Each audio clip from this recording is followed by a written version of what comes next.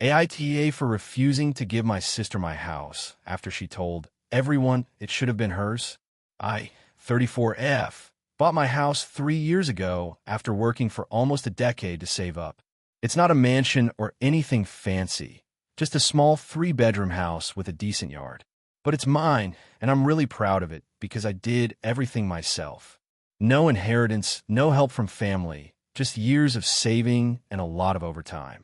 For context, my sister Maya, 31F, has always been the favorite child. My parents never hid it either.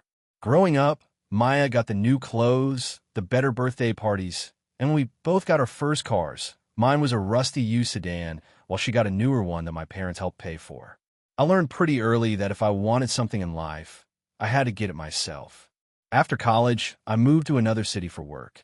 I lived with roommates for years and saved aggressively. Meanwhile, Maya stayed close to home, worked part-time for a while, and lived with our parents until she was 29. She's not lazy exactly, but she's never been the plan-ahead type. 3 years ago, I finally bought my house. I didn't tell my family until the deal was done because I didn't want their opinions while I was stressing about the mortgage approval and everything. When I told them, they congratulated me, but the reaction from Maya was strange. She joked that I skipped the struggle phase and that houses should go to people with families first. At the time, I brushed it off. About a year later, Maya got married and had a baby. Around the same time, her husband lost his job. Suddenly, they were having serious financial problems. They ended up moving back in with my parents because they couldn't afford their apartment anymore. A few months ago, my mom called and asked if Maya and her husband could stay with me temporarily. She said my house had extra rooms and that it would only be for a couple months until they got back on their feet. I was hesitant, but agreed. I figured helping family for a short time wouldn't be a big deal. At first, it was okay. They took the spare bedroom and brought their baby's crib. But within a few weeks, things started changing. Maya began referring to the guest room as our room. She started rearranging things in the kitchen and even replaced some decorations in the living room because they weren't baby-friendly. The biggest red flag came when she started talking about how perfect the house was for raising a child. She would say things like, "It's so unfair you live here alone when we actually need the space." I told her I liked living alone and that the arrangement was temporary. Then about 2 months in, Maya sat me down and said we should talk about the long-term situation. I thought she meant moving out soon. Instead, she told me that it would make more sense if I moved into a smaller apartment and let her family take over the house. I honestly laughed because I thought she was joking. She was not. She said I was single, worked long hours, and didn't use the house properly. Meanwhile, she had a husband and baby and needed stability. She said family should support family. And since I already proved I could buy a house, I could just do it again later. I told her absolutely not. She got angry and said I was being selfish and that I cared more about property than about my nephew's future. After that conversation, things got tense in the house. She started making passive-aggressive comments constantly. Her husband mostly stayed quiet but didn't exactly disagree with her. Then everything blew up last weekend. My parents came over for dinner. During the meal, Maya suddenly started talking about how she might finally have a permanent home soon. I had no idea what she meant until she said that we were working out a plan for the house. I interrupted and said that was not true. She looked shocked and said, "You said you'd think about it." I said thinking about something is not the same as agreeing to give away my house. My mom immediately jumped in saying that maybe I should consider it since Maya has a child and I have more flexibility. My dad said something similar, that family sometimes makes sacrifices. I told them all that this wasn't a shared family house. I bought it myself, paid the mortgage myself, and I'm not giving it away. Maya started crying and said she couldn't believe I'd choose a building over my own sister and nephew. She accused me of never caring about family and said everyone knows I've always been jealous of her. At that point, I was done. I told them that if Maya thinks I'm so horrible, she probably shouldn't live in my house anymore. I gave them 30 days to move out. Now my parents are furious with me and say I'm overreacting and punishing a baby over a misunderstanding. Some relatives have even messaged me saying I should at least let them stay until they're stable. But from my perspective, Maya didn't just ask for help. She tried to claim my house as if it should belong to her. So now the family group chat is basically divided between people calling me heartless and people staying silent. AITA for refusing to give my sister my house and telling her she has to move out. If you enjoyed the video, don't forget to leave a like and subscribe to the channel. It helps the content grow and motivates me to create even more great videos. Turn on notifications so you don't miss any new uploads. By the way, I'm curious. When do you usually watch my videos? While working, studying, or just relaxing at home? Let me know in the comments. I'd love to hear from you. Thank you for your support. AITA for refusing to help my sister after she told everyone my job was embarrassing and now expects me to save her business? I'm 32M and my sister Lena is 35F. Growing up, Lena was always the golden child.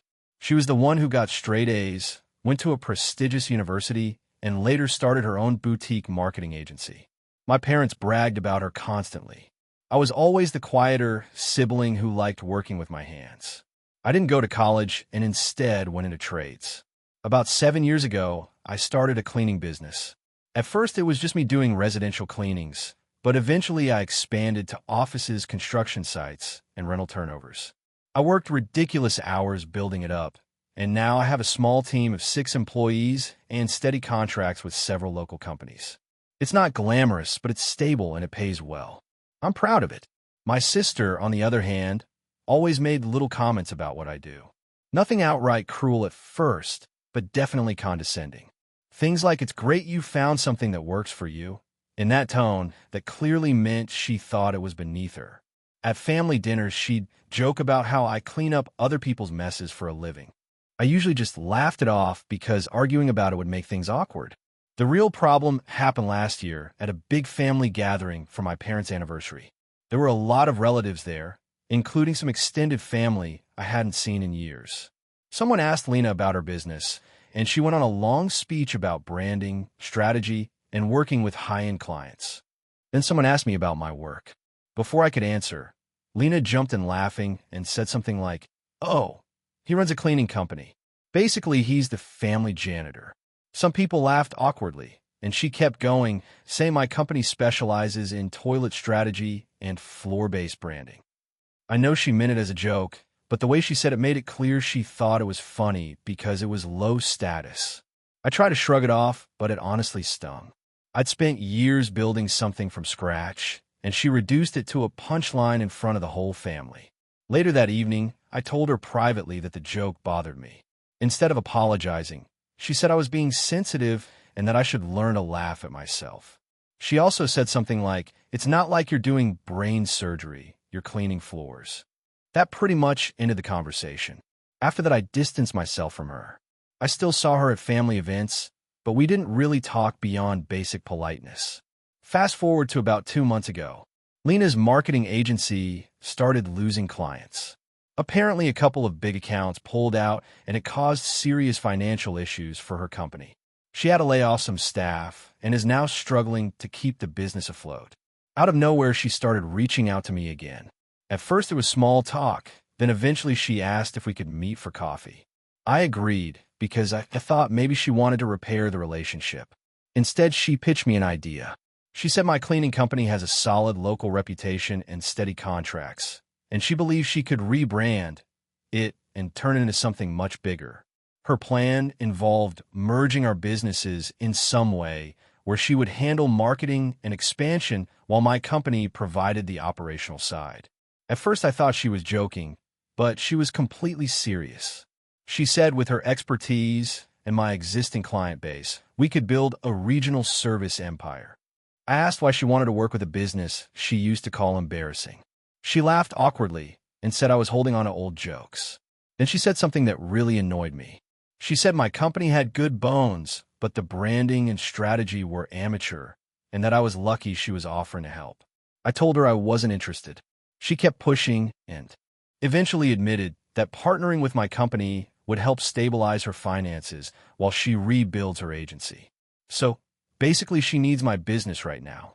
I told her that after spending years making fun of what I do, it felt hypocritical for her to suddenly treat it like a valuable opportunity.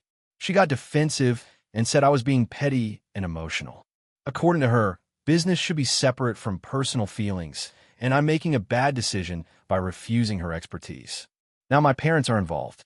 They think I should at least consider helping her because she's family and she's going through a rough time. My mom said I'm holding a grudge over one silly joke, even though it definitely wasn't just one. Some relatives are saying I'm letting pride get in the way of a potentially profitable partnership. But from my perspective, I built my company without her, and I don't feel comfortable tying my livelihood to someone who clearly looked down on it until she needed it.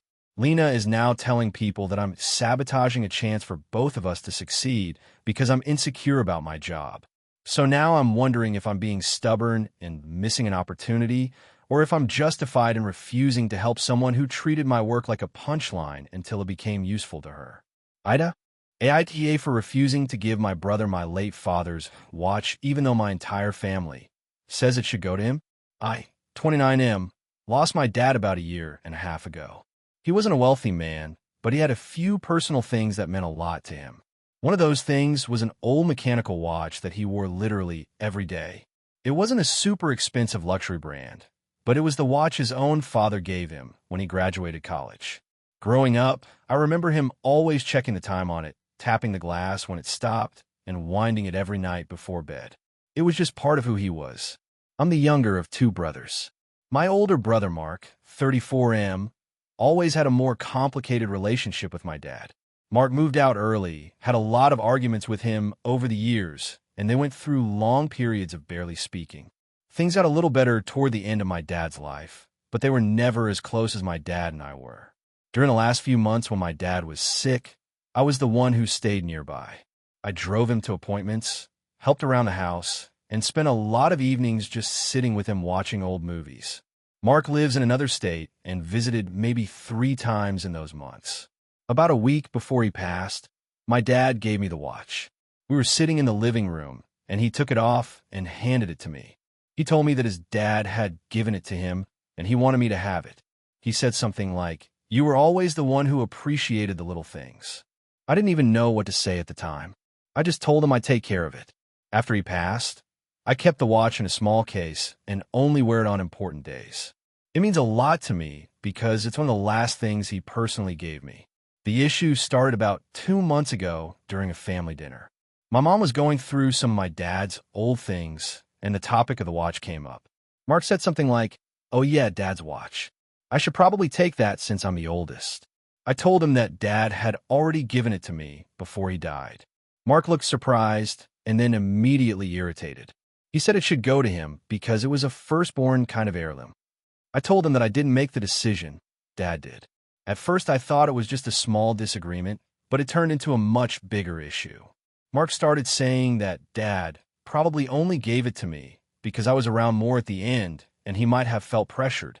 That honestly hurt because my dad was still very clear-minded when he gave it to me.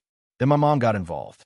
She said that traditionally things like watches and rings passed to the oldest son and that giving it to Mark would keep the peace. I asked her why my dad's actual decision didn't matter. She said sometimes families adjust things after someone passes. Over the last couple months, Mark has brought it up multiple times. He said things like I'm being selfish and that I'm clinging to something that should represent the whole family. At one point, he even offered to trade by giving me some of Dad's tools that were left to him. The weirdest moment happened last weekend at another family gathering. Mark actually asked me in front of several relatives if I had brought the watch so he could take a look at it. When I said no, he rolled his eyes and said I was acting like a kid guarding a toy. Some of my relatives started agreeing with him, saying older siblings usually get symbolic items like that. A couple of them even suggested that since I already spent the most time with Dad, it would be a nice gesture to let Mark have the watch as a way to remember him. But that's exactly why I don't want to give it up. My dad gave it to me intentionally. It wasn't something I found or claimed after he died. It was a personal moment between us. At the same time, I'm starting to feel guilty because the argument is creating a lot of tension in the family.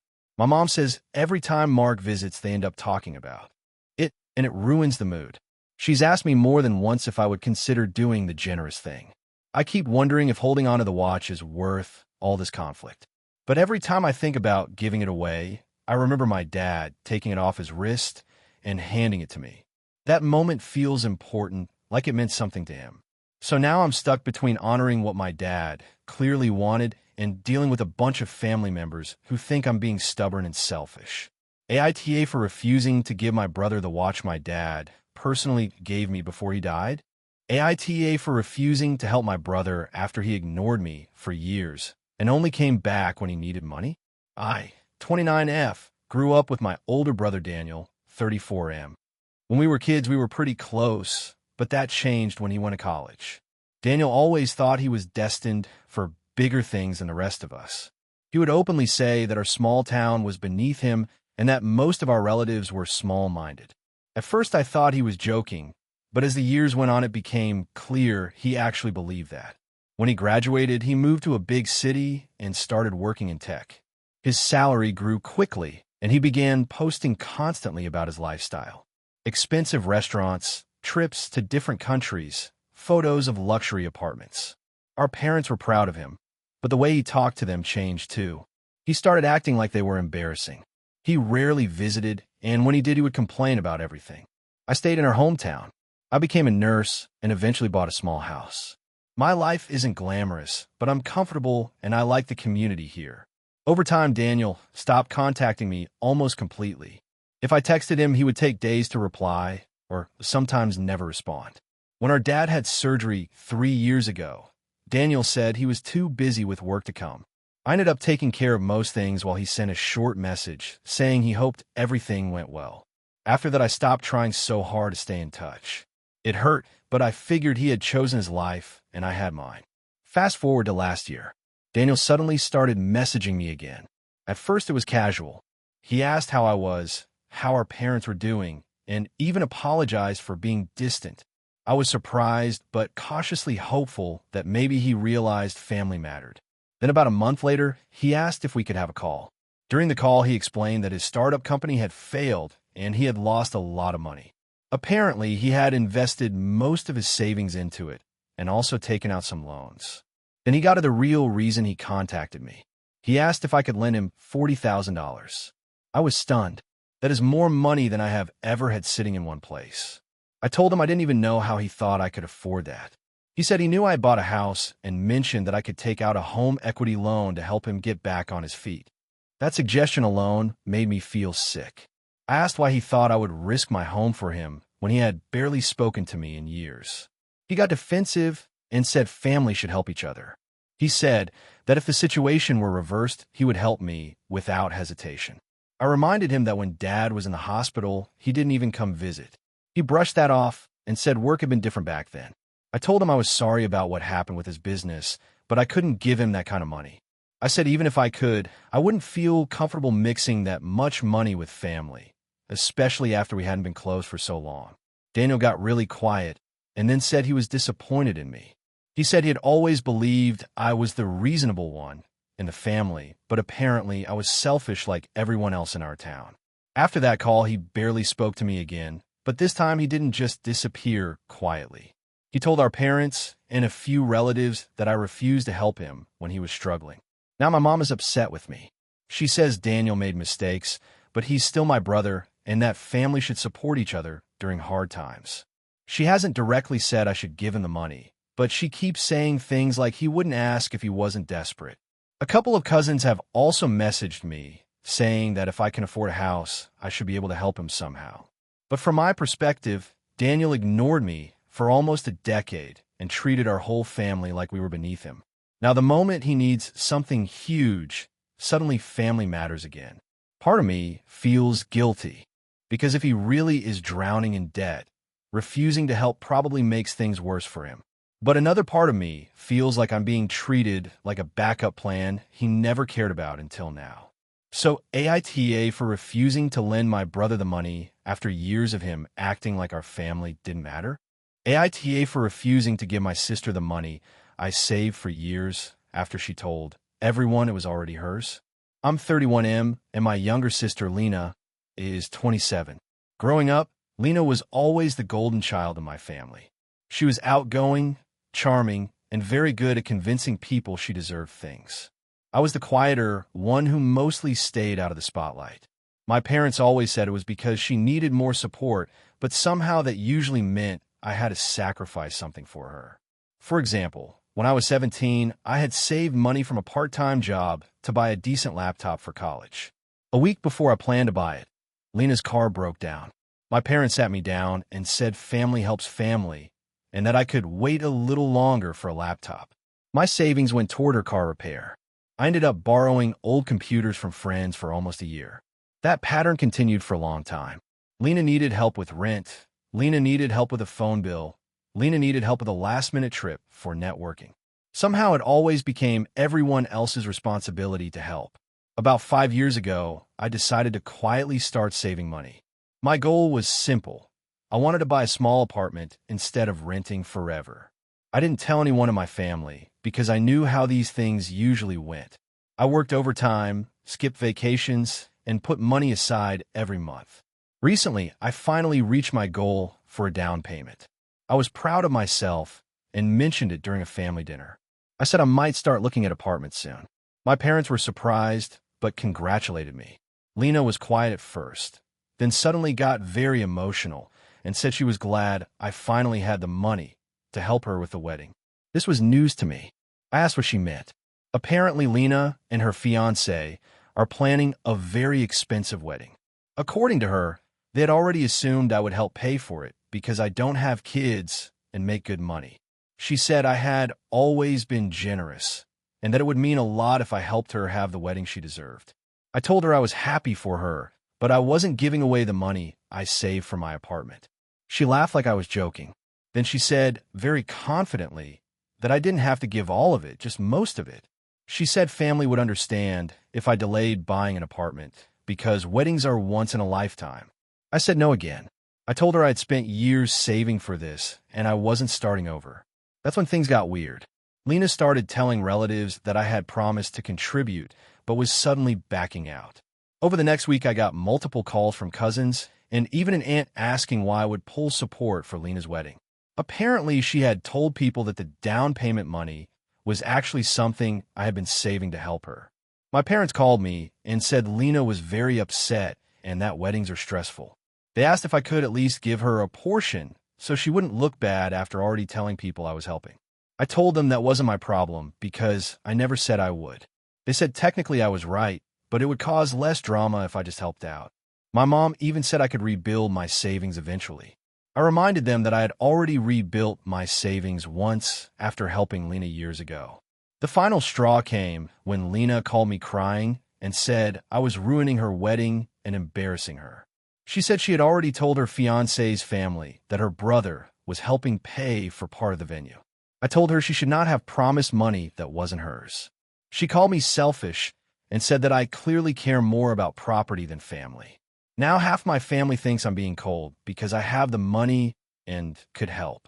A few relatives agree with me, but say I should have expected Lena to rely on me, since that's how it has always been. I honestly feel like if I give in now, it will never stop. But at the same time, the amount of pressure from my family is making me question whether I'm being stubborn when I technically could afford to help. So, AITA for refusing to give my sister the money I spent years saving for an apartment after she told everyone it was meant for her wedding. AITA for refusing to keep paying for my sister's temporary living situation after it turned into a year of excuses. I'm 32M and my younger sister Lena is 27.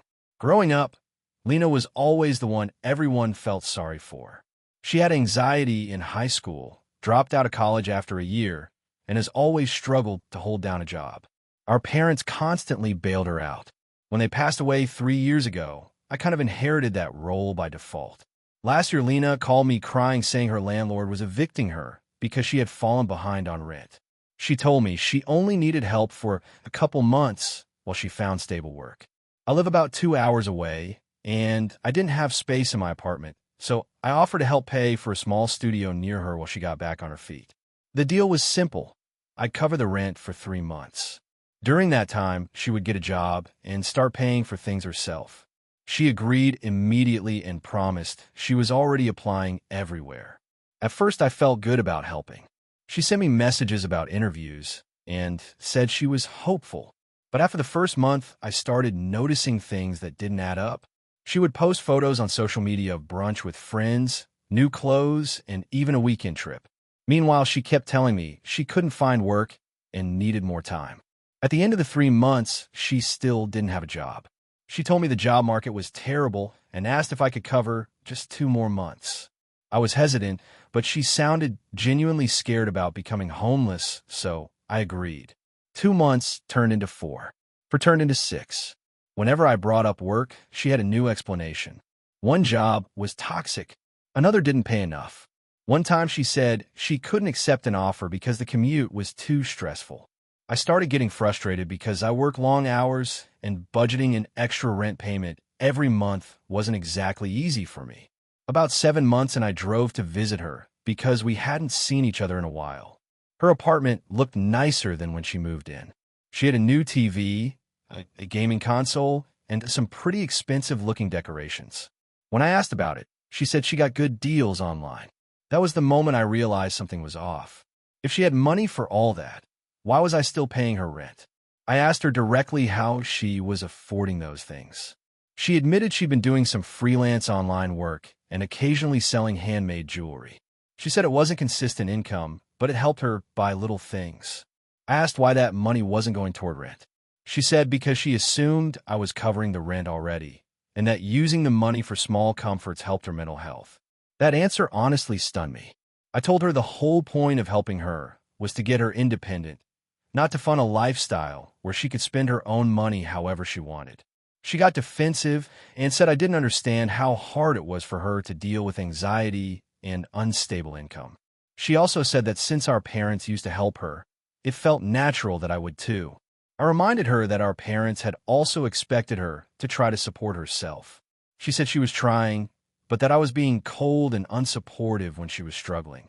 The argument ended with me telling her I would pay one final month of rent, and after that she needed to handle it herself. She cried and said I was abandoning her. That month ended 3 weeks ago. Since then, she's called me several times, saying she's about to be evicted again. I told her she needs to either get a full-time job or move somewhere cheaper with roommates. Now my aunt and 2 cousins are messaging me, saying I'm being cruel to my own sister and that family should help each other. One cousin even said I'm basically making Lena homeless over money.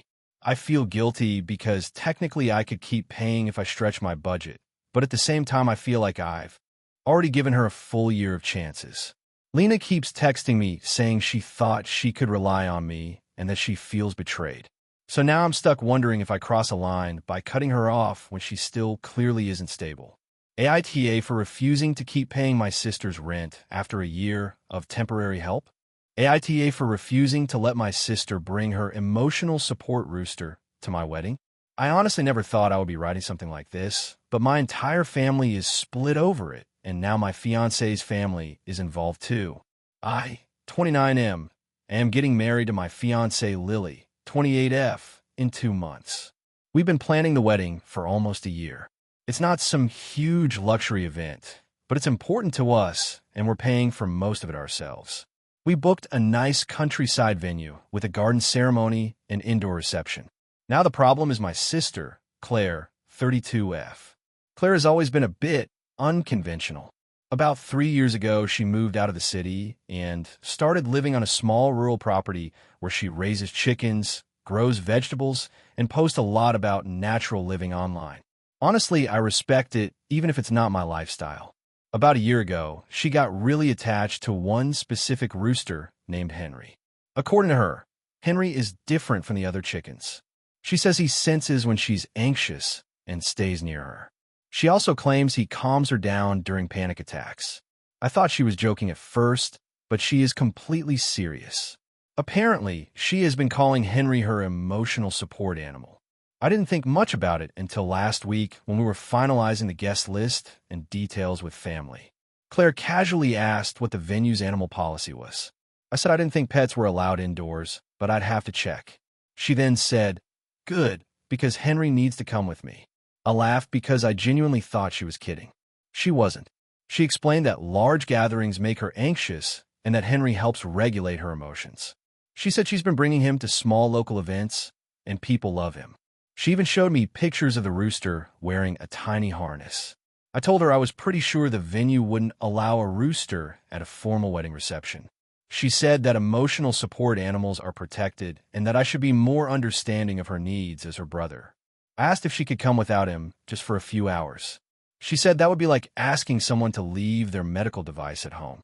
Lily overheard part of the conversation and later told me she absolutely did not want a rooster walking around during the ceremony or reception.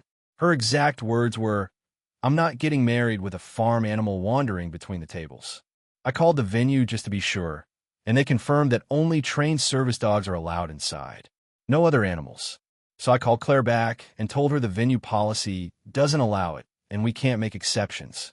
She got quiet and then said, "So you're choosing aesthetics over your sister's mental health?"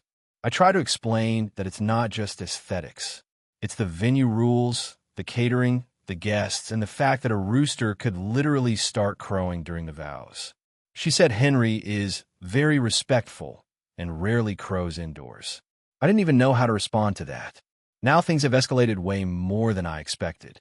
Claire told our parents that I'm excluding her from the wedding because of her anxiety. My mom called me saying I should be flexible since Claire is family and weddings are about bringing people together. My dad suggested maybe Henry could stay outside during the ceremony and Claire could check on him. Lily is furious about the whole thing and says she doesn't want the wedding turning into some spectacle where guests are whispering about the rooster. To make it worse, Claire posted something vague on social media about family members who don't respect mental health accommodations. Several relatives messaged me asking what happened. Yesterday, Claire called me crying and said she doesn't feel safe attending large events without Henry and that I'm putting her in an impossible situation. I told her I love her and I want her there, but the rooster can't come. I offer to help arrange a quiet space at the venue if she needs breaks or even help pay for a friend to come with her for support. She said that shows I still don't understand her needs. Now my parents are pressuring me to reconsider because it's just one rooster in one day. Meanwhile, Lily says if I give in, she'll feel like our wedding boundaries don't matter and people will remember the rooster more than the ceremony. At this point, I feel like I'm stuck between my sister and my future wife over a chicken. Some relatives say I should just allow it to keep the peace, while others say Claire is being ridiculous. I genuinely do want my sister at my wedding, but I also don't want farm animals walking around the reception or potentially disrupting the ceremony. So AITA for refusing to let my sister bring her emotional support rooster to my wedding. AITA for refusing to keep paying for my sister's wedding after she uninvited my wife. I'm 34M and my sister Lily is 29. Growing up, we were very close because our parents worked long hours and we basically raised each other. When she got engaged last year to her fiancé Mark, she was extremely excited but also very stressed about money. Their budget was tight and they kept talking about possibly having to cancel some things they really wanted for the wedding. I'm in a comfortable financial situation. My wife Anna and I both have good jobs and no kids yet. When Lily told me she might have to give up the venue she loved, I offered to help. I told her I'd contribute $15,000 toward the wedding so she could have the venue and a nicer reception. She cried and hugged me and said I was saving her dream wedding. At first, everything seemed fine. Lily kept thanking me and including me in updates about planning. Anna was happy for her too and even helped her pick decorations and talk to vendors. I never asked for control over anything because I felt like it was Lily's day and I was just helping out. About 3 months into the planning, Lily started acting weird toward Anna. It began with small comments. She said Anna was too opinionated about the wedding colors even though Lily had asked her for help. Then Lily told me she felt like Anna was trying to make the wedding about herself, which honestly made no sense to me. Anna is a pretty calm person, and she actually stepped back after Lily said that. She stopped giving suggestions and just supported whatever Lily chose. Then 2 weeks ago, Lily came over to our house to talk. She said she wanted to discuss some difficult decisions about the guest list. I thought maybe she was cutting some of Mark's extended relatives because they had mentioned the list was getting too big. Instead, she told us that Anna was no longer invited to the wedding. I thought she was joking at first. Lily said that after talking with Mark and a few friends, she felt Anna brought negative energy and that she didn't want any tension on her wedding day. She also said Anna sometimes dominates conversations and that a few bridesmaids found her intimidating. Anna looked completely stunned. She asked Lily if she had done something specific to upset anyone. Lily couldn't give an example. She just kept repeating that it was her day and she wanted people who made her feel comfortable. I told Lily there was no way I would attend my sister's wedding if my wife wasn't invited. We've been married for 6 years, and Anna has always been kind to Lily. I said it felt extremely disrespectful. Lily got defensive and said I should support her no matter what because I'm her brother. She also said the wedding contribution was a gift and shouldn't come with conditions. That's when I said something that really escalated the situation. I told her that if Anna isn't welcome, then my money isn't either. I said I wasn't comfortable paying for a big celebration that excluded my spouse for no real reason. Lily started crying immediately and accused me of trying to ruin her wedding. She said contracts were already signed for the venue and catering and that my money was part of the budget. She kept saying I promised to help and that backing out now would cause huge problems. I told her she made a choice to disrespect my marriage and that choices have consequences. I said if she changes her mind and invites Anna again, I'll still help with the wedding.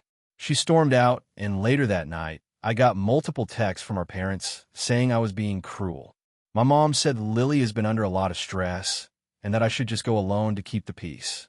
My dad said family should come before petty disagreements. Now Lily has been telling relatives that I'm financially blackmailing her and threatening to destroy her wedding over one small request. Some of my cousins have messaged me saying I should just let it go because weddings are emotional and brides sometimes make strange decisions. Anna says she doesn't want to be the reason my relationship with Lily falls apart and that she'd understand if I went without her. But honestly, that feels wrong to me. At the same time, I do feel guilty because the wedding is only 4 months away and pulling the money now could genuinely mess up their plans. Part of me wonders if I'm being too rigid and if I should just give them the money and stay home instead of attending. But another part of me feels like it's incredibly unfair to expect me to fund a wedding where my wife is deliberately excluded. So, AITA for refusing to keep paying for my sister's wedding after she uninvited my wife? Hey friends, if you enjoy this content, don't forget to like the video and share your thoughts in the comments. We really want to know what you like and what can be improved. What do you think of the video? Are there any topics you'd like to see in future videos? Your feedback really helps us get better. Thanks for being with us. AITA for refusing to help my sister after she borrowed my house for a party and destroyed half of it. I'm a 32M and I own a small house that I bought 3 years ago after saving for almost a decade. It's nothing fancy, but it's mine. I worked 2 jobs for years and lived with roommates until I could afford the down payment. Because of that, I'm very protective of the place. It's basically the biggest accomplishment of my life. My younger sister, Lena, is 27 and has always been the more carefree one in the family. She jumps between jobs, lives with roommates, and is generally the type of person who says yes to every social event. We get along okay, but we're very different people. I like quiet evenings. She likes crowds and loud music. About 2 months ago, Lena asked if she could stay at my house for a weekend while I visited a friend in another city. She said her apartment building was doing some plumbing repairs and the water would be shut off. I hesitated at first because she has a habit of inviting people over everywhere she goes, but she promised it would just be her and maybe one friend. I told her very clearly that she could stay there, but absolutely no parties and no large groups. She agreed immediately and even joked that she'd just watch movies and enjoy having a quiet place. I left Friday morning and got back Sunday afternoon. As soon as I pulled up to my driveway, something felt wrong. There were 2 trash bags sitting outside the garage and a random folding chair in the yard that I definitely didn't own. When I opened the front door, I immediately smelled beer. My living room looked like a tornado had gone through it. There were empty cups everywhere, sticky spots on the floor, and one of my lamps had been knocked over and broken. The couch cushions were on the ground, and someone had spilled something dark that stained the fabric. I walked into the kitchen, and it was worse. The counter was covered in bottles. The sink was full of dishes that weren't mine, and someone had apparently tried to cook something and burn a pan so badly it was basically black. My sister was sitting at the table, looking exhausted. I asked what the hell happened. She admitted that some friends had come over Saturday night, but insisted it was not really a party. According to her, it started with 5 people, and then a few of them invited more friends, and it got out of hand. I asked how many people were there. She said she didn't know exactly, but maybe 30. 30. In my house. Without my permission. I was furious. I pointed out the broken lamp, the stained couch, and the scratches on my wooden floor that looked like someone had dragged furniture around. She kept saying she was sorry and that she'd help clean everything. Cleaning wasn't even the main problem. The couch needed professional cleaning, and the lamp was completely destroyed. A speaker in my living room was also missing. When I asked about the speaker, she said someone must have taken it by accident. By accident. I told her she needed to replace the lamp, pay for the couch cleaning, and help me deal with anything else that was damaged. She got quiet and said she couldn't afford that right now. I reminded her that this entire situation happened because she broke the one rule I gave her. She started crying and said it wasn't fair to expect her to pay for everything because other people caused some of the damage. I said those were her guests, so it was still her responsibility. She ended up leaving that evening after helping clean for a few hours, but she clearly felt I was being too harsh. A week later, my parents called me and said I needed to cut Lena some slack. Apparently, she told them I was demanding hundreds of dollars from her and refusing to talk to her until she paid me, which is mostly true. The couch cleaning alone cost $180, and replacing the lamp was another $120. I'm also still annoyed about the missing speaker. My parents think I should just let it go because she didn't mean for things to get out of control. They said families shouldn't fight over money like this. But from my perspective, I trusted her with my home, and she ignored the one boundary I set.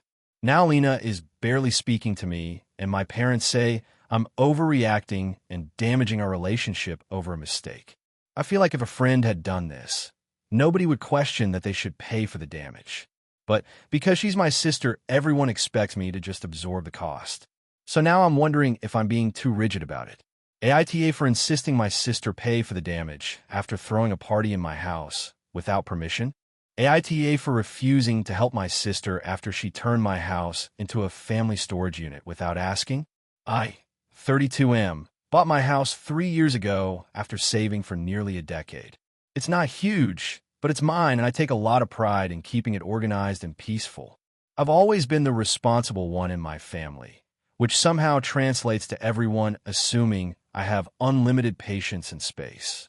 My younger sister, Laura, 29F, has always been a bit chaotic.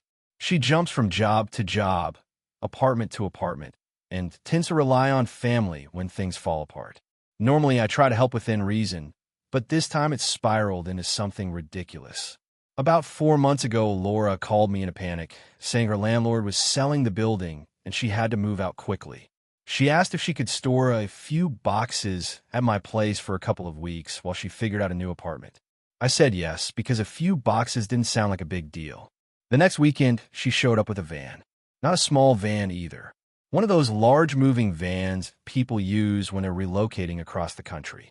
I asked what was going on, and she laughed and said most of it was just temporary until she sorted things out. What followed was 2 hours of unloading furniture, bags, plastic bins, kitchen appliances, random decorations, and even a giant standing mirror. My garage was filled almost completely, and she also put several boxes in my hallway just for now. I told her this was way more than we agreed on. She promised it would be gone in 2 weeks. 2 weeks turned into a month. Then 2 months. Then 4 months. During this time, Laura barely updated me. Every time I asked when she'd move the stuff, she'd say something like soon, or I'm working on it. Meanwhile, I couldn't even park my car in my own garage anymore. I had to shuffle around stacks of boxes just to reach the lawn tools. Then things got worse. One Saturday, I came home from work and saw more boxes in my garage. I immediately texted Laura asking what was going on. She casually replied that she had dropped off a few more things because she ran out of space at a friend's apartment. I lost it a little and told her this was not a storage facility. She said I was overreacting and reminded me that family helps family. A week later, my mom called me and asked why I was being difficult about helping Laura during a stressful time. Apparently, Laura told everyone I was threatening to dump her belongings outside. To be fair, I hadn't said that yet. But after that call, the idea definitely crossed my mind. The breaking point came last weekend. I woke up early Saturday morning and heard voices in the garage. I thought someone was breaking in, so I went out there. Laura was there with two of her friends. They were moving things around and adding even more stuff. She said they were reorganizing the garage, so there would be more room. I asked why there needed to be more room. She explained that she might need to keep her things here for a few more months because she was considering moving to another city and didn't want to deal with transporting everything yet. I told her absolutely not. She got annoyed and said I was acting like the stuff was hurting me. I pointed out that it was literally taking over my house and that she never asked before bringing extra things. She rolled her eyes and said I should relax because I have so much space compared to everyone else. That comment really irritated me because I worked extremely hard to afford this place. It's not some shared family resource. So I told her she had 2 weeks to remove everything or I would rent a storage unit in her name and move it all there myself. She started crying and accused me of abandoning her when she needed help. Now my parents are involved and saying I should just let her keep things there until she gets back on her feet. The problem is that Laura has been getting back on her feet for most of her adult life. Some relatives think I'm being too strict and that it's just stuff sitting in a garage. A couple of my friends think I've already been way too patient. Laura is now barely speaking to me and told my mom that I care more about my garage than my own sister. I feel guilty because technically she isn't asking for money or to live with me, just space for her belongings. But at the same time, it feels like she slowly took advantage of my initial kindness and turned my house into her personal warehouse. So, AITA for finally putting my foot down and telling my sister she has to remove all of her stuff from my house. AITA for refusing to give my sister my house after she assumed she would inherit it. I, 34M, bought my house about 6 years ago. It is not huge, but it is a comfortable 3-bedroom place with a small yard. I worked extremely hard for it. For most of my 20s, I worked 2 jobs, saved aggressively, and avoided a lot of the spending my friends were doing. While they were traveling or upgrading apartments, I was living with roommates and putting money aside. Eventually, I had enough for a down payment and managed to buy the house. My sister, 31F, on the other hand, has always been a bit more carefree with money. She has a decent job, but tends to spend a lot on lifestyle things like trips, restaurants, and shopping. I never judged her for it because it is her life and her money.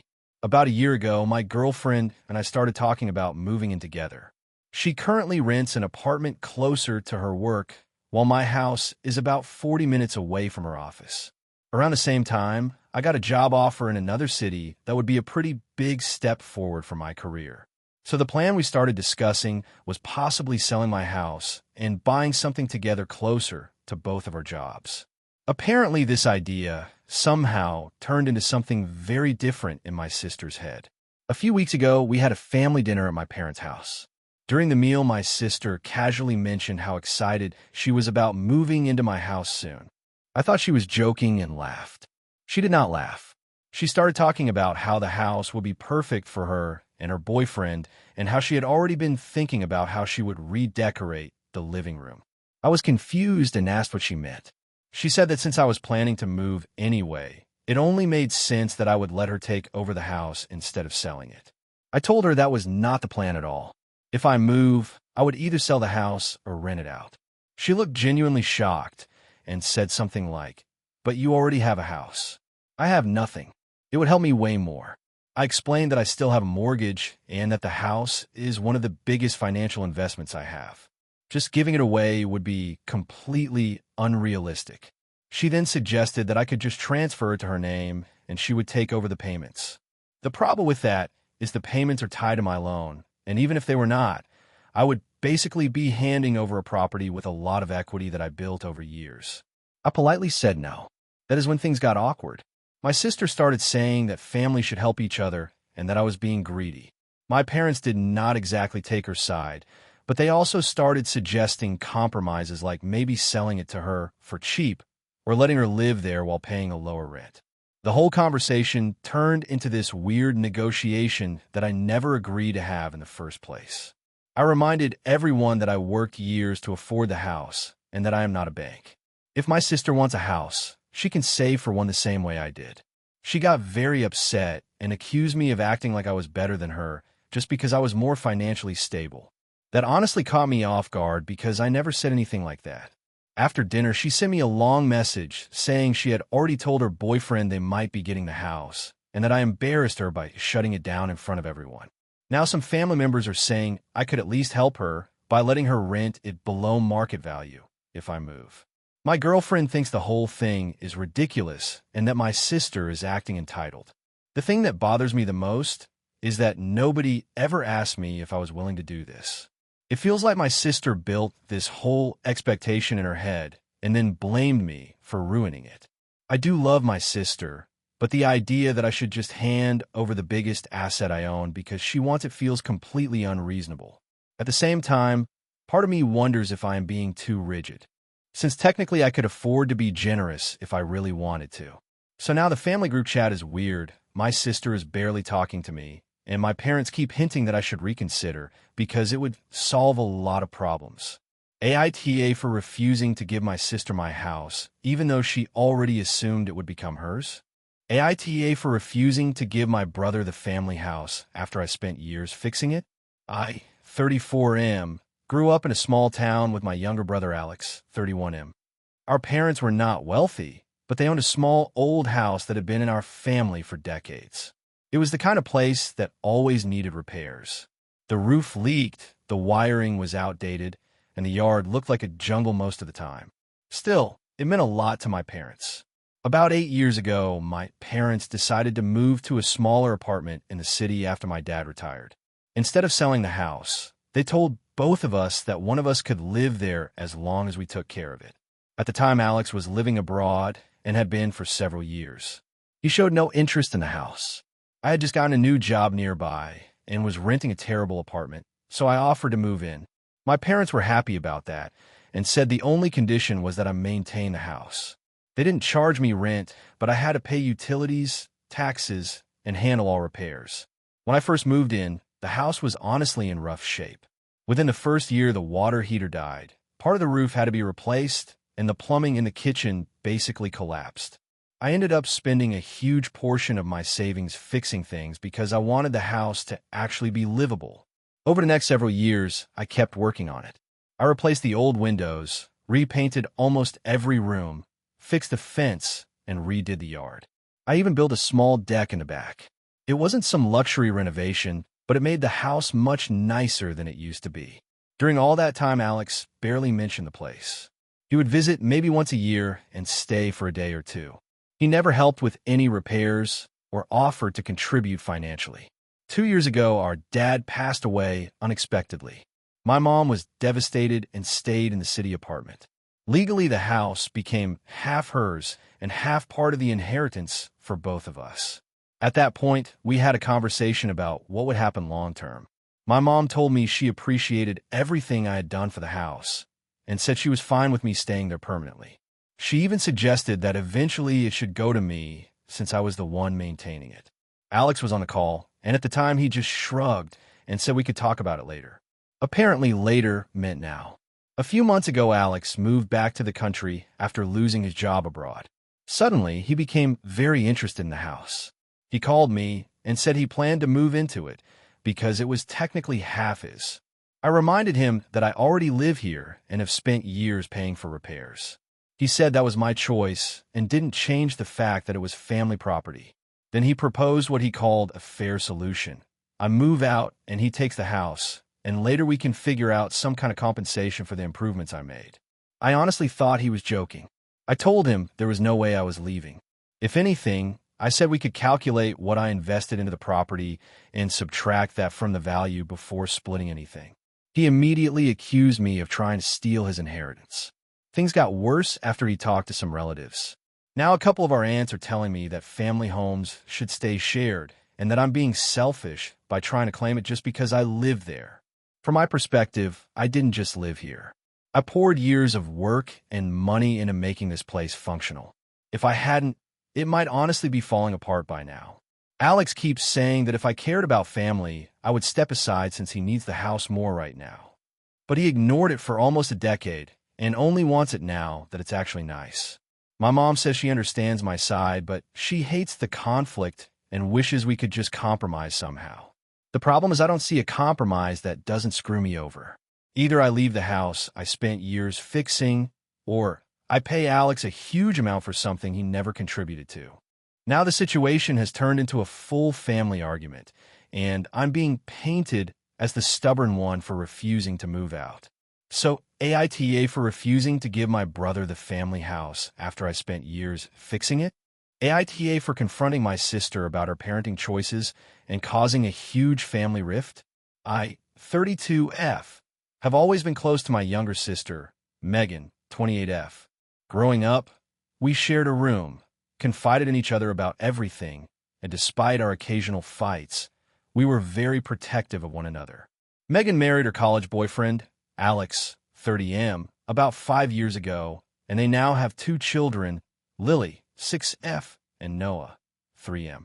From the outside, they seemed like a happy family, and I always admired the way Megan and Alex balanced work, marriage, and parenting, at least until the past year. Megan's parenting choices have become increasingly concerning to me. She started implementing very strict rules with the kids, including long stretches of time with no screens, highly regimented meals, and very rigid schedules. I respect discipline and structure, but her approach often crosses over into emotional rigidity. For example, if Lily doesn't finish her vegetables, Megan makes her sit at the table until she does, sometimes for over an hour. When Noah has tantrums, Megan will ignore him completely until he learns a lesson, regardless of how distressed he is.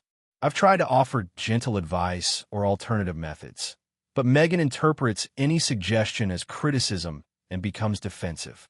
The situation escalated recently during a family gathering at my parents' house. I noticed that Lily seemed withdrawn and unusually anxious. She wouldn't eat, kept hiding behind my mother, and when she did speak, she sounded almost robotic. Noah was clinging to Alex and crying, clearly distressed. I asked Megan about it privately, trying to keep the conversation calm and non-judgmental. I said something along the lines of, "I'm worried about the kids. They seem stressed and anxious. Have you noticed that too?" Megan immediately snapped at me, saying I was overreacting and that I had no right to question her parenting. Alex also sided with her, saying I had no children and no experience in these matters, so I should mind my own business. I didn't push further that day, but the images of the children's discomfort stayed with me. Over the next few weeks, I started noticing more red flags. Megan was enforcing punishments that seemed disproportionate to the behavior, making the kids stand in a corner for long periods, refusing the meals if they misbehaved, or using harsh verbal reprimands. I felt compelled to act because I love my nieces and nephews and couldn't stand by while they were possibly being harmed emotionally. I decided to speak to my parents about my concerns, hoping we could address it as a family and maybe suggest therapy or parenting courses for Megan. My parents were shocked, but also sympathetic.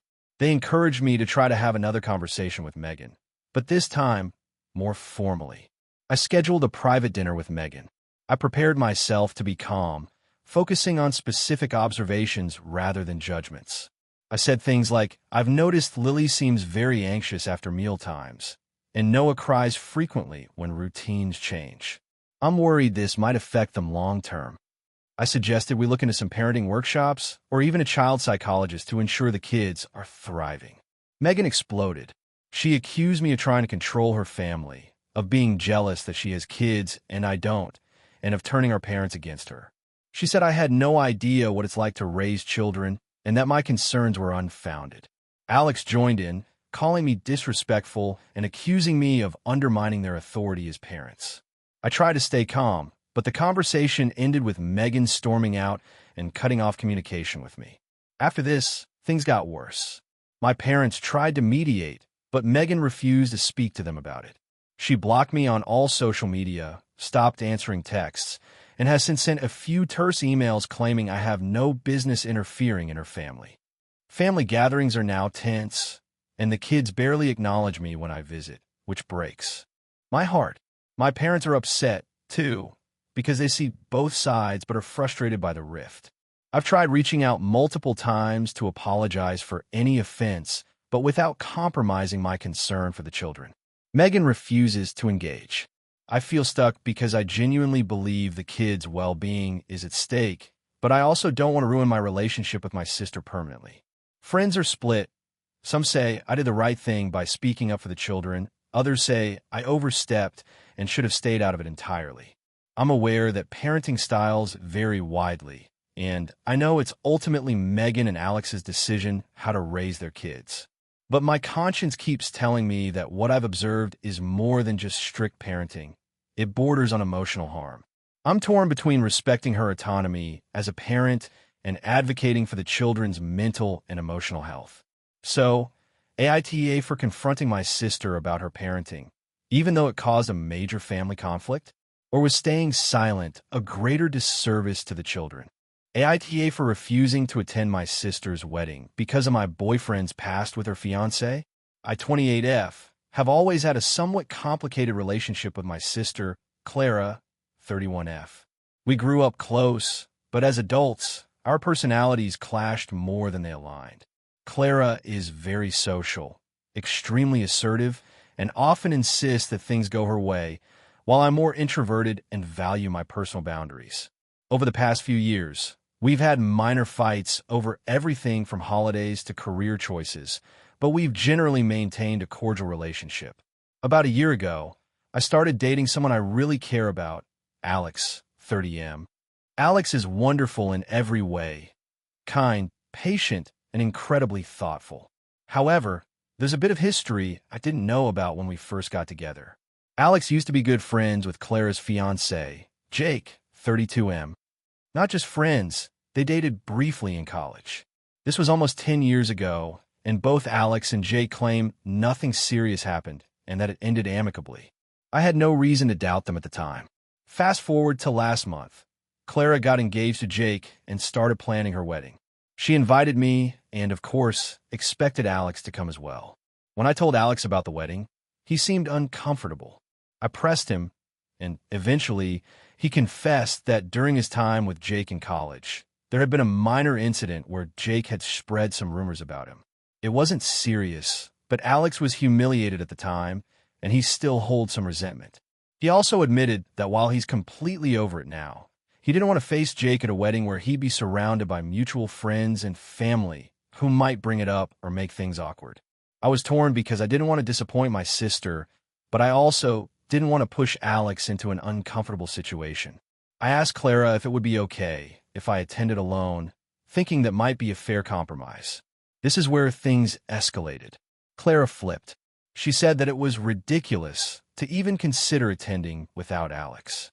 She insisted that her wedding was about family unity and that my refusal to come with him was a personal attack on Jake.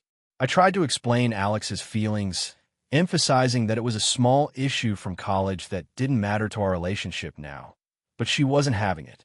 She accused me of holding grudges and making her special day about us rather than her.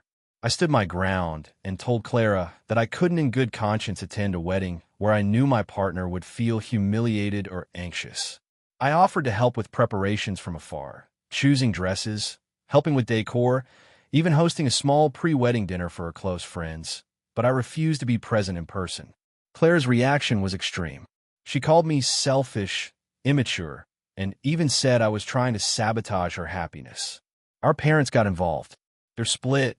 My mom thinks I'm overreacting and that I should just be the bigger person, while my dad understands my position but says I'm putting a damper on the whole family vibe. Friends and extended family have mixed opinions. Some think I'm justified because I can't force Alex into an uncomfortable situation, and it's fair for me to set boundaries. Others think I'm overcomplicating a simple issue and should just separate my personal feelings from the wedding, arguing that Clara and Jake are the ones who should be prioritized. I honestly don't know if I'm in the wrong. I love my sister and want her to be happy, but I also feel like it's unreasonable to ask me to ignore my partner's feelings entirely. I suggested a number of compromises.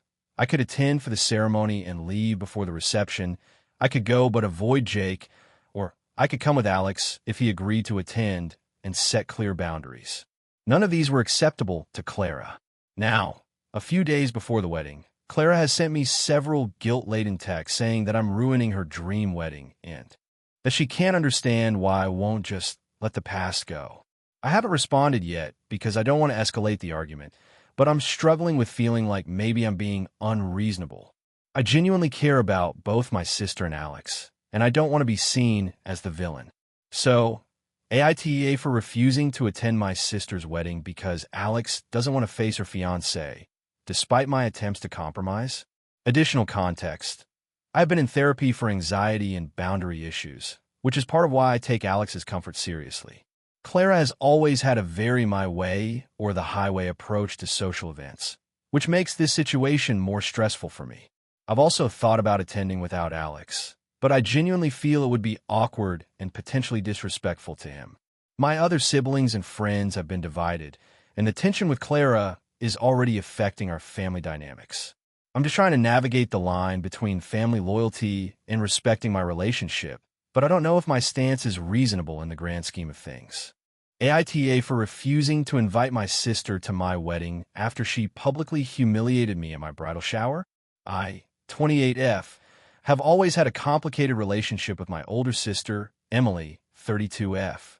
Growing up, she was the perfect child in our parents' eyes, smart, outgoing, and very socially skilled, while I struggled with anxiety and often felt overshadowed. Despite our differences, I always try to maintain a close relationship, even though it required a lot of patience and sometimes swallowing my own feelings. Our parents encouraged competition between us, which only made things worse. Fast forward to my engagement last year. I was thrilled when my fiancé, Mark 30M, proposed. He's supportive, kind, and genuinely the person I've been waiting for. We immediately started planning our wedding. I was determined to have a small, intimate event, mostly because of my anxiety around large gatherings, but also because I wanted it to feel personal and meaningful. My sister, on the other hand, loves big, elaborate events and is very vocal about her opinions, often unsolicited. A few months ago, my friends and family threw me a bridal shower. I was excited, but also nervous because Emily insisted she wanted to host it. I agreed, thinking she would help, but I should have known better. On the day of the shower, she made a grand entrance, dressed in an extravagant outfit that looked more like something for a gala than a shower, and immediately started taking over. She criticized my decorations, suggesting they were boring and not Instagram-worthy, even though I had picked everything with Mark in mind. She then made a speech in front of everyone, supposedly to toast me, but it turned into a long story about how she had been through similar wedding planning experiences and implied that I was naive for trying to have a small wedding. The worst part was when she brought out a photo album of my childhood, which I thought would be a sweet gesture, but instead, she highlighted all my embarrassing moments, like my awkward teenage fashion choices and my phases. I had a goth phase, an emo phase, and a brief obsession with country music. She narrated it like a roast, with everyone laughing. I tried to laugh along at first, but it quickly became humiliating. She even compared me unfavorably to herself, saying things like, "I would have done this differently, and it's funny to see how you've always been a little behind." By the end of the shower, I was crying quietly in the bathroom while my friends tried to comfort me. Afterward, I spoke to Emily privately and asked her why she had made me feel so small in front of everyone. She told me I was being too sensitive and that everyone loved her speech and photos. She said I should learn to take a joke and accused me of trying to make everything about me. I felt deeply hurt and betrayed, and I realized that inviting her to the wedding would probably invite more drama and embarrassment. I told my parents and a few close family members that I did not want Emily at the wedding. My parents were shocked. They said I was overreacting and that a wedding is a time for family, not grudges. They argued that Emily was my sister and that I should forgive her. My fiancé supported me completely and said he didn't want me to feel stressed or humiliated on our day. We compromised by inviting her to the rehearsal dinner, which I thought would be less formal and easier to manage. But even that caused arguments with my parents, who accused me of being petty and selfish. Emily found out about the wedding invitation situation when my mom accidentally mentioned it in a group chat. She immediately called me, yelling and accusing me of trying to erase her from my life and punishing her for a joke. She threatened to boycott the wedding and told everyone that I was being cruel and unreasonable. Some extended family members have sided with her, saying that a sister should never be excluded from such an important life event. Since then, I've been receiving messages from relatives, distant friends, and even coworkers, all asking me why Emily isn't invited. Many are telling me I need to make peace or that I'm ruining family relationships. I've tried to explain what happened at the bridal shower, but people often say things like, "It was just a joke," or "You can't hold a grudge forever." I feel frustrated because the humiliation I experienced was real and public, and I don't want to be forced into another situation where I could be embarrassed in front of all my loved ones. Some of my friends say I'm absolutely right to protect myself, and that Emily has shown a pattern of trying to overshadow or embarrass me. Others suggest I should find a way to include her without letting her take over, but honestly, I'm not sure that's possible. My anxiety about her presence is so strong that even thinking about her walking down the aisle makes me physically sick. Mark keeps reminding me that this is our wedding and that our priorities matter more than anyone else's feelings, but I still feel guilt and pressure from family. I've considered hiring a professional mediator or therapist to talk to Emily, but I don't know if that would change her behavior or would just make the situation worse. At this point, the wedding is a few months away, and I'm firm in my decision not to invite her, but the backlash has been intense. So, AITA for refusing to invite my sister to my wedding after she publicly humiliated me at my bridal shower. I feel like I have every right to protect myself on my wedding day, but I'm struggling with the overwhelming pressure and criticism from everyone else. Has anyone else dealt with family drama like this and managed to navigate it without feeling like the villain of the story? Any advice would be appreciated. AITA for refusing to attend my sister's wedding because of a decade-old family feud. I, 32F, have always been close to my younger sister, Emily, 30F, at least until our parents passed away 10 years ago. That's when things started to unravel. Our parents died in a car accident when I was 22 and Emily was 20.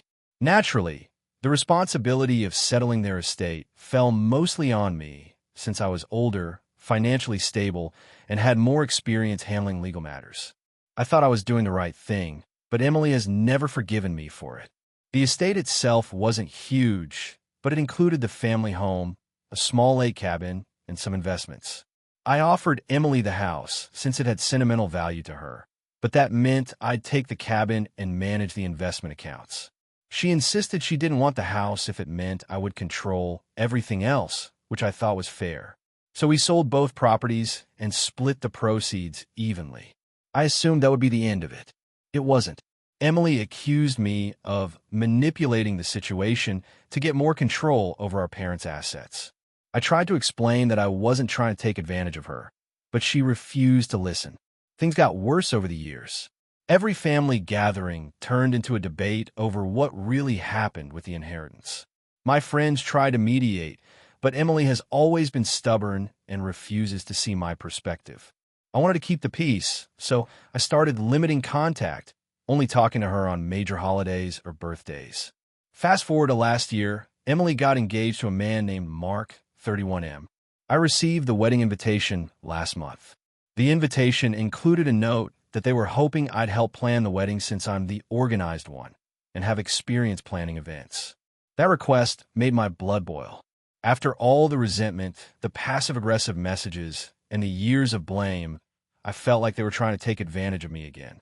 I politely declined the planning request, citing prior work commitments. A week later, Emily called me in tears. She accused me of being selfish, saying she just wanted a sisterly connection and that my refusal showed I didn't care about her happiness. I explained that I loved her, but the last decade of tension made it hard for me to be involved in something so intimate. I reminded her that I had stepped back in the past to avoid conflict, but that now she was expecting me to play a central role in a moment she knows is stressful for me as well. She hung up, furious. Then came the kicker. A few days after the call, I got a follow-up text from Emily saying that if I didn't attend the wedding, she wouldn't speak to me for at least a year. She said I was making a choice to erase her from my life, and that our parents wouldn't want me to act this way. I felt cornered. I considered going, but I also remembered every instance where she had blamed me for things that weren't my fault. I felt like attending would be rewarding her anger and years of holding grudges rather than celebrating her marriage. So I sent a message saying that I couldn't attend the wedding. I told her I wished her and Mark happiness and hoped the day went beautifully, but that I wasn't emotionally ready to be there. She responded with a text that simply said, "Fine. Don't expect me at your wedding if you ever get married." Our extended family has since started weighing in. Some say I'm being unreasonable, claiming I should put aside old grudges for the sake of family unity. Others say Emily has a pattern of holding grudges and weaponizing emotional situations, so my decision makes sense. Now, I'm struggling with guilt. Part of me worries I'm overreacting and missing out on an important family milestone. Another part of me feels like attending would validate a toxic dynamic that's been going on for 10 years. I haven't spoken to Emily since declining the invitation, and I don't plan to until she reaches out with a willingness to talk calmly. AITA 4. Refusing to attend my sister's wedding because of a long-standing family feud?